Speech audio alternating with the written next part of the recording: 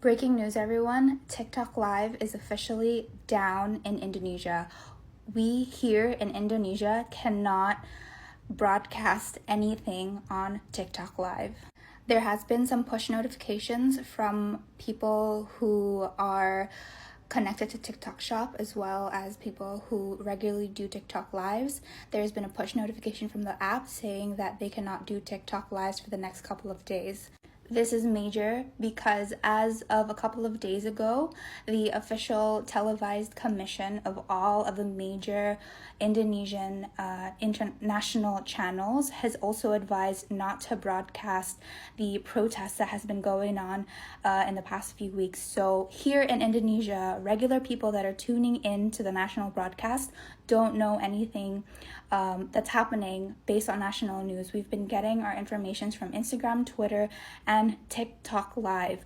One of the ways that a lot of the reports, a lot of the people that are documenting the protests and the demonstrations that are going on the ground have been TikTok Lives. And as of a couple of hours ago, we officially can't do any more TikTok Lives. I tried it myself on this account. There is no option for me to go live anymore, and this is very concerning because it's as if we're going into a blackout, and I'm shaking. Amongst all of the things, I didn't know it would go down this fast. Please stay safe, everyone. Please stay out of the streets if you can. Do not fall into anarchy. Remember why we're doing this is to protest the taxes and protest the insufficient things that the government has done to us, which is the very basic thing of them not listening to us. Do not hit the public transportation stations because we will need them. Come on Monday, we will still need the public transportation to work because we still need to go to work on Monday. Stay safe. Always have a buddy. And please, again, if you're outside of Indonesia, we need your help. We do not have eyes on the ground. It's a very terrifying time for us right now. Thanks, guys. Stay safe. Bye. Okay, so when we talk about Kartini, we often talk about women's emancipation, women's education, and the book that was published after her death, After Darkness There Will Be Light. But compared to other historical figures, what did she actually contribute? She was a privileged princess that wrote letters to her pen pal in Holland about her dreams of being able to pursue further education. So what did it actually do for us, the modern day Indonesian woman? Hello, I'm doing a series on telling the stories of the national heroines that are officially registered in the Indonesian National Heroes Registry, and today we're going to be talking about Princess of Women's Emancipation, R.A. Kartini. To really understand how and why Kartini became such a huge deal for women's emancipation, we really also need to understand the context and the time that she lived. So there are three societal structures that eventually became obstacles for her to become the full potential woman that she really wanted to be. The first one is feudalism. Now, Kartini was the daughter of a regent or an official in the greater colonized Dutch East Indies, which meant that she was privileged, and that in itself allowed her to have a basic education like arithmetic, reading, and writing. During this time, feudalism, or social structures within the class system, was very looked at. So that means if you or your dad or your parents were someone of the nobility, you would have so much more privilege and so much more opportunities to get education, especially higher education.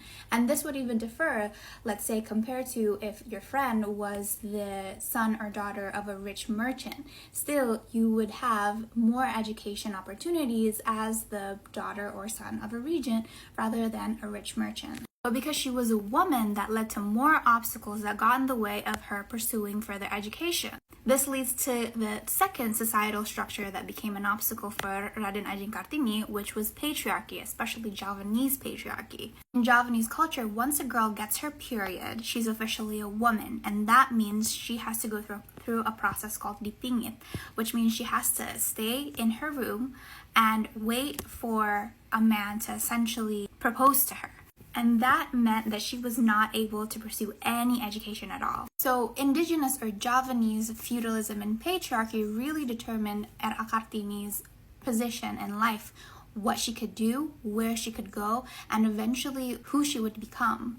Add to that, colonization impacted a huge deal more because at this time, the Dutch simply was not allowing indigenous women or men to pursue education that did not help exactly benefit the colonization of Indonesia or Dutch East Indies. For example, the Dutch created a school limited to the children of nobility and only really gave education on the functionaries. So it's accelerating the implementation of kulturstelsel or forced labor. This education was really aimed so that the indigenous Javanese was able to enhance their efficiency in farming, unskilled laborers, and micro traders. In the beginning of the 19th century, only about 1,500 indigenous students were enrolled in the Dutch schools compared to 1,300 Europeans. So the Dutch really used education as a tool for colonization because they didn't want a lot of the indigenous pupils to learn about the French Revolution, the American Revolution, because they were scared that those same ideas would eventually get back to them.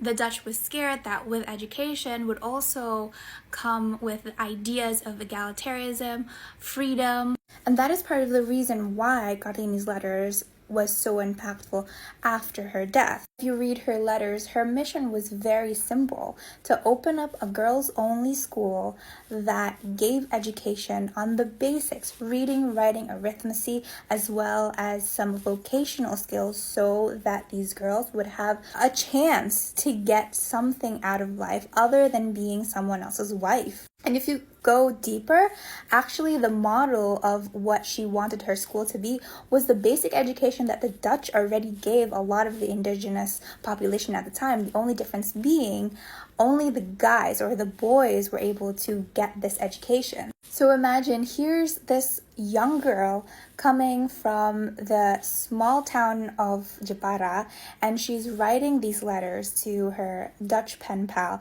and she's writing about these very basic ideas of women's rights and women's education, and she ends up having no other choice to become the fourth wife of a regent in Rembang, and she dies like a year after, only a couple of days after she gave birth. It's a really sad story, actually. She was a bright young woman that had so many ideas that were way ahead of her time, and she simply succumbed to the societal structure that was available to her. And if I'm totally honest, I haven't changed that much. If you go and watch the videos in this series of national Indonesian heroines, you will soon realize that in the beginning of every video, I usually highlight the education that each woman went through when she was a child. Because that's how impactful education is. It allows you to understand the benchmarks of what you can do and imagine even more things that you can do with the knowledge that's given to you. Imagine if Kartini did go to Holland to pursue further education. She probably wouldn't have died at the age of 25. The first Kartini school officially opened in Semarang in 1913, and this was the first school specifically targeted towards girls and women. And even during its active years, you can even tell in the reports how many girls ended up dropping out because they went off to marry. So, for example, this is the class of the first graders in Kartini school in the year 1920, and this is the class of sixth graders in the same year, 1920. Only 3. I think, yes, compared to a lot of the national heroines, Kartini's legacy of education and emancipation doesn't really compare as apple to apple, because her fight wasn't a physical battle. Her fight is an ideological battle of where women can and should be and the potential of women when it comes to society's place. I think for a lot of Indonesian women, Kartini's legacy is very bittersweet because, yes, most of us are afforded basic education, but after that, we're still faced with the decision of where do we want to go with our lives? Do we want to go pursue further education, or maybe to have a career, or stop having a career because we want a family. And I think those are all valid decisions for an Indonesian woman to make, but it's just unfortunate that in this time and age, Indonesian women are still boxed into one category and they can't pursue everything and anything that they would like. This video became more of a loaded opinion rather than an educational thing, but happy belated Kartini's Day, I guess.